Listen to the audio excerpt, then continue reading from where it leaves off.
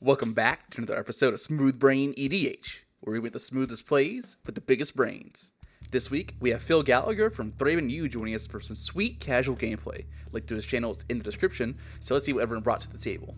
First up is Matt on Faldorn, Dreadwolf Herald. This gruel deck is centered around playing cards from exile in order to gain card advantage and trigger Faldorn's ability to create an army of wolves to overrun his opponents. He keeps a hand with 3 forests, a mountain, 3 visits, Caves of Chaos Adventurer, and Dream Pillager. Next up is Phil on Xantcha, Sleeper Agent. This Rakdos deck is focused around politics and combat, goading opponents' creatures and hoping to smooth talk his opponents into giving him the win. He starts the game with 2 mountains, Command Tower, Exotic Orchard, Felwar Stone, Insurrection, and Sangromancer. Our third player today is Cameron on Lysaga, Night Witch. This Golgari deck is all about sacrificing permanents of various types in order to gain a ton of advantage off of Lasagna's activated ability. His starting hand is an Undergrowth Stadium, Verdant Catacombs, Arcane Signet, Utopia Sprawl, Eternal Witness, Tireless Tracker, and Scoot Swarm. Last is Jason on Hazezon Tamar. This Naya deck is focused around ramping out a ton of lands to overwhelm opponents with sheer mana and powerful landfall abilities. Jason keeps a hand with a Snow-Covered Forest, Bountiful Promenade, Croson Verge, Avacyn's Pilgrim, Ashaya, Soul of the Wild, Morog, Fury of Akum, and Creator of Behemoth. We're about to hop right into the game, but before that, go ahead and give us a like, subscribe, and ring the notification bell so you don't miss any of our new content. We post new gameplay videos every week and new episodes of our podcast every other week, so you won't want to miss it. Links to the deck lists, our social media, our Patreon, and our public Discord server are in the description. Our channel is also partnered with Dragonshield, so if you're looking to pick up any new sleeves or match-related products, check out our affiliate link in the description. Now, on to the gameplay. It looks like Cameron wins the die roll, but before we get into that... Hey folks, my name's Phil Gallagher. I make content for YouTube under the handle ThrabenU. I do a whole bunch of variety content, a whole lot of Legacy, a little bit of Pauper, and everything else, and I'm really excited to be playing Xantcha Sleeper Agent tonight. This is one of my first casual EDH games in a long time, and I'm really looking forward to it. Y'all should check him out. I'll have links in the description.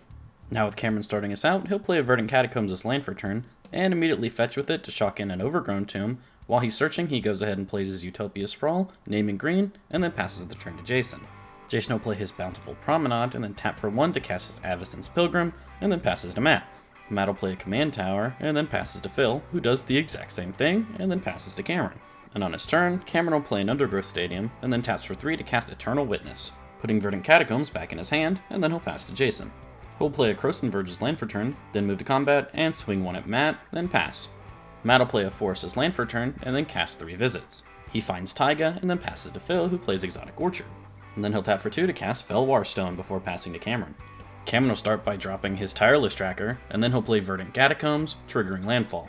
He'll then move to combat, and welcomes Phil to the channel by swinging for 2 at him. The turn is then passed to Jason, who will start off with a Jetmir's Garden as land for turn. Jason then decides to just go ahead and activate his Croson Verge, and he'll sacrifice it. Finds a Stomping Ground and a Sacred Foundry with it, and passes while searching. Now on Matt's turn, he'll play another Forest as land for turn, and then taps for 4 to cast Caves of Chaos Adventurer. He'll take the initiative when it enters the battlefield, and when he takes the initiative, he'll venture into the Undercity. And in the first room, he searches for a basic mountain to his hand, and he passes while searching. The turn is now Phil's, and he plays a mountain as land for turn. He'll then tap for 3 and cast his commander, Xantcha, who goes on a special espionage mission against Jason. And then Phil will pass the turn. The turn is now Cameron's, and he immediately moves to combat, swinging 3 at Phil. He'll then move to his second main phase and cast a Sack Daddy. After this, he'll fetch with his Verdant Catacombs to find a snow-covered forest to the battlefield. Landfall will trigger, then he'll tap for 2 to cast an Arcane Signet, and then tap that Arcane Signet to cast a Deathrite Shaman. And after pretty much dumping his hand, Cameron will pass the turn. Jason decides to start his turn off with a snow-covered forest, and then taps for 6 to cast Morog. He'll then move to combat and absolutely bonk Matt for 6 commander. And Matt decides to just take it, giving Jason the initiative. With this, Jason gets to venture into the Undercity. He'll search for a basic mountain to his hand. And then the turn is passed to Matt, who plays a mountain as land for turn, and then he'll tap for 3 to cast his commander, Faldorn. After this, he'll move to combat and swing for 5 at Cameron with his Adventurer. He'll exile a mountain off the top of his library, and Cameron tries to do ye old Sack Daddy combat trick, forgetting that Trample's a thing. So Cameron will get a Snow Forest to the battlefield tapped and take 5 damage. The table has a good laugh at this too.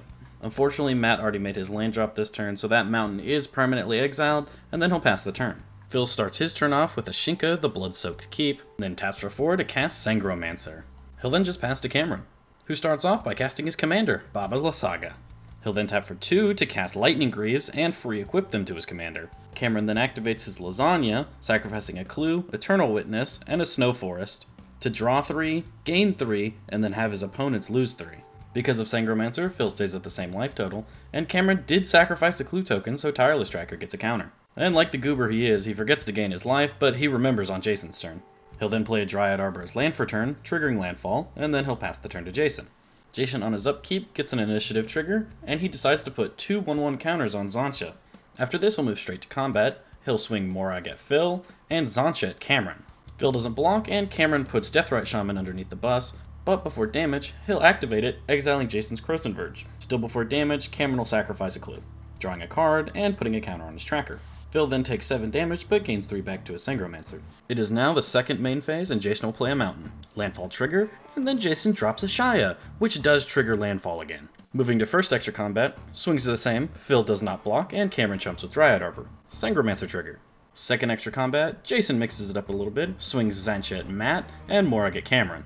Matt decides to respond by casting March of Reckless Joy, exiling 2 red cards from his hand. This will let him exile the top 4 cards of his library, and he can play 2 of them till the end of his next turn. Those cards are Managorger Hydra, Professional Facebreaker, Containment Construct, and a Forest. And then Matt, not wanting to take any more commander damage, super chumps with his commander, and Cameron takes 9. There's also a Sangromancer trigger. And after that absolutely terrifying turn, Jason passes. Now on Matt's turn, he'll start off with a Mountain from his hand. He'll then tap for 3 to cast Managorger Hydra, and then tap for an additional 3 to cast Professional Facebreaker, triggering the Hydra. And Matt, who is absolutely terrified of Jason's board, holds back 3 blockers and passes to Phil, who will start off with a Mountain as land for turn. He'll then move to combat and swing for 3 in the air at Jason. This will give Phil the initiative, and he'll venture into the Undercity, finding a swamp to his hand. Continuing on, Phil thinks the board's a little too hot, so he drops a Damnation. It resolves, and 9 creatures from his opponents die, so he gains 27 life. With Phil now leading in life, he'll pass the turn to Cameron. Cameron will start by tapping for 3 and dropping our favorite little bug boy, Scoot Swarm. He'll then play a swamp as land for turn, getting himself an insect. He'll then float 3 mana and use 2 of it to cast a Talisman of Resilience. He'll then tap it for a colorless to cast Illusionist Bracers.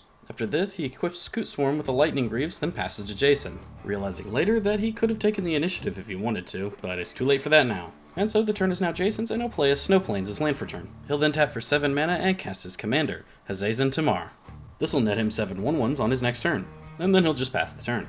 Matt starts his turn off by recasting his commander, and then he'll just play a Forest and pass to Phil. With the initiative, Phil chooses to scry 2 on his upkeep, ultimately deciding to bottom both of them. Now in his first main, he'll play a swamp as land for turn. After this, he decides to go full BBEG and drops Karavek the Merciless. After this, the turn is passed to Cameron, who immediately starts by casting Baba Lysaga. And Phil points the Karavek damage at Cameron's face. Cameron will then equip her with Lightning Greaves and Illusionist Bracers. After this, Cameron will activate her, sacrificing a bug, a clue, and a swamp. And so, thanks to Illusionist Bracers, Cameron gets to draw 6, gain 6, and drain his opponents for 6. Cameron will then play a Mutavault as land for turn, triggering landfall, and then he'll tap it to cast a Skull Clamp. And Phil will point his Karavek damage at the Scoot Swarm. After this, the turn is passed to Jason, who gets his 7 1/1s on his upkeep. Now in main phase, he drops an Impact Trimmers. Karavek trigger goes at Cameron's face. Jason will then cast the saddest Carpet of Flowers I've ever seen, and the Karavek trigger goes at Jason's face. After this, Jason casts Natural Order, sacrificing one of the tokens because they are technically green, and the Karavek trigger goes at Hazezon, killing him and making Jason sacrifice the rest of his tokens. Jason finds a Cultivator Colossus to the battlefield, and Impact Trimmers will trigger. He'll put a Snow Mountain to the battlefield tapped and draw a card. Then a Rockfall Vale to do it again. Then a Stirring Wildwood, drawing a card. Then a Temple Garden, drawing a card. A Scattered Grove, drawing a card. Evolving Wilds, drawing a card. And then finally a Forest, drawing his last card. Jason then tells the table that other than the first mountain and the last forest, all of those lands were lucky peels off the top. Eat your heart out, Primeval Titan. And after all that, the turn is passed to Matt. Matt starts his turn off by activating his commander, discarding a forest, to exile a forest. He'll play that forest as land for turn, getting him a 2/2 wolf. After this, he'll cast Kodama's Reach, finding a tapped mountain to the battlefield and a forest to his hand, and he'll pass while searching. Phil also gets a Karavek trigger, which goes straight at Jason's dome. Now on Phil's turn, he still has the initiative, so on his upkeep, he'll move to the arena and goad the Cultivator Colossus. Now in his first main, he'll play a Mountain as land for turn. Then he'll tap for 2 to cast a Mind Stone, and after that, he'll tap for 5 more to cast Xantcha again. Jason is once again the chosen player, and when she enters the battlefield, Impact Tremors will trigger. After this, the turn is passed. It is now Cameron's turn, and he'll start off with a Ramanop Excavator. Karavek trigger goes to Cameron's face. He'll then play Dryad Arbor from his graveyard, and then activates Baba Lysaga, sacrificing the Dryad Arbor and a clue token. Since Dryad Arbor is both a land and a creature, he did hit 3 types, so he'll draw 6, gain 6, and drain 6. Thanks to the Illusionist's Bracers, of course. After this, Cameron will tap for 2 mana to cast Lignify on the Cultivator Colossus, and Karavek damage is pointed at the 1/1 insect. Cameron will then tap for 2 green and use 1 of it to cast Exploration. Karavek trigger at his face. Cameron will then replay his Dryad from his graveyard as a second land drop. After this, he passes the turn and has to discard 4 cards in cleanup, those being Reassembling Skeleton, Drownyard Temple, and 2 other lands. Now on Jason's turn, he starts off with an Oracle of Moldiah, Karavek trigger, which goes towards the Ramanop Excavator, and also an Impact Tremors trigger. Jason's top card is a Beast Whisperer. He'll then move to combat and swings his 0/4 and Xantcha at Cameron, and Cameron decides to just take the damage. On second main, Jason recasts Hazezon Tamar. Karavek will point 7 damage at Cameron's face. Jason will then pass the turn, and Matt unfortunately misses that he could have activated Xantcha on his end step. Regardless though, Matt starts his turn off by activating his commander, discarding a forest. This will exile Castle Embrith, which he will play as land for turn, getting him another 2/2 wolf. Matt will then tap for 6 mana and drop Shatter Soul Smashing, X's 6, targeting the Karavek. Karavek will get a trigger of 6 damage, and Phil points it at Jason's face. Matt will just pass the turn after that. Phil still has initiative on his upkeep, so he'll delve deeper into the dungeon and draw a card. Now in main phase, he'll play Badlands as land for turn. Phil then decides it's time for a Haymaker play, and drops Insurrection. All creatures are untapped, and Phil gains control of them until the end of turn. It's kind of hard to represent this over webcam, but we're going to do our best. Phil will then move to combat and swings everything but Baba Lysaga and Dryad Arbor at Jason, and then sends Dryad Arbor at Cameron. There are obviously no blocks, so everyone takes their damage, and this will kill Jason. And since Xantcha didn't have a previous controller other than Jason, she'll get exiled from this. Post-combat, Phil will activate Baba Lysaga to sacrifice Matt's commander, Baba Lysaga herself, and a wolf token, just trying to get rid of as many of his opponent's creatures as possible. The turn is then passed to Cameron, who starts off with a Tireless Provisioner. After this, he'll cast a Green Sun Zenith, X is equal to 3 to find a Chatterfang to the battlefield.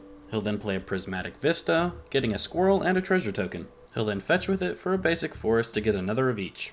And thanks to Exploration, he's able to play another forest to do it again. And after this, he'll make 4 mana to cast a Pitiless Plunderer. And this presents a loop that Cameron didn't know he had in his deck. He can sacrifice a treasure to Skull Clamp a squirrel. This will draw him 2 cards, and his Plunderer will make a treasure, and Chatterfang will make a squirrel. And he can continuously repeat this process to do it again and again and again, to essentially draw his deck if he wanted to. And Cameron is the man with a plan. He keeps drawing until he finds a Soul Ring. Unfortunately, it takes a lot of cards to find it, but he will cast it. He'll then tap the Soul Ring and sacrifice a treasure to cast Zulaport Cutthroat. He'll have 1 colorless floating. Cameron only has 24 cards left in his library, so with the last colorless floating, he repeats his Skull Clamp loop, killing 10 creatures and drawing 20 cards. This will drain both of his opponents for 10 life. Cameron will then sacrifice his last treasure to cast Rancor on Chatterfang, and then he'll move his Greaves over to him. After this, he'll move to combat and swing for lethal at Matt. Cameron then passes the turn and has to discard essentially his whole deck. The turn is now Phil's, who still has the initiative at the beginning of his upkeep, so this time he will reveal the top 10 cards of his library and choose a Prosper to put onto the battlefield, which will get 3+1/+1 counters. Moving on to his first main phase now, Phil will sacrifice his Mind Stone and draw a card. After this, he'll tap for 3 and cast a Bedevil on the Pitiless Plunderer, preventing Cameron from looping next turn. He'll then play a tapped Blood Crypt as land for turn, and then drops a Bedlam before passing the turn to Cameron. And on his end step, Prosper exiles him a Marchesa's Decree. The turn is now Cameron's, and he'll cast a Woe Strider, taking damage to his Talisman. When it enters the battlefield, he'll get a Goat and a Squirrel. Cameron will then play a Command Tower as land for turn, Tireless Provisioner will trigger, and he'll get another Squirrel and a treasure token. After this, he casts a Blood Artist, and then casts a Blossoming Bog Beast. Oh, I see what's going on here. He'll move the Lightning Greaves over to the Bog Beast. Cameron will then sacrifice 2 squirrels and a goat to drain Phil for 6, and then he'll move to combat and turn everything sideways at Phil. Blossoming Bog Beast will trigger, gaining him 2 life, and then giving all of his creatures +8/+8 and trample. That is more than enough to kill Phil. So everyone, there you have it. Cameron is today's winner. That is the end of the game today. What did you guys think? There was a ton of interaction at the table, and I really enjoyed watching it. Cameron actually missed lethal the turn that he went off with Skull Clamp. Let us know in the comments down below if you know how he could have done it. But more importantly, special thanks to Phil Gallagher for coming out and playing with us. He was an awesome guy, and an even awesomer guy to play with. So be sure to check out all our links in the description. But that's all for today, guys. Have a smooth day.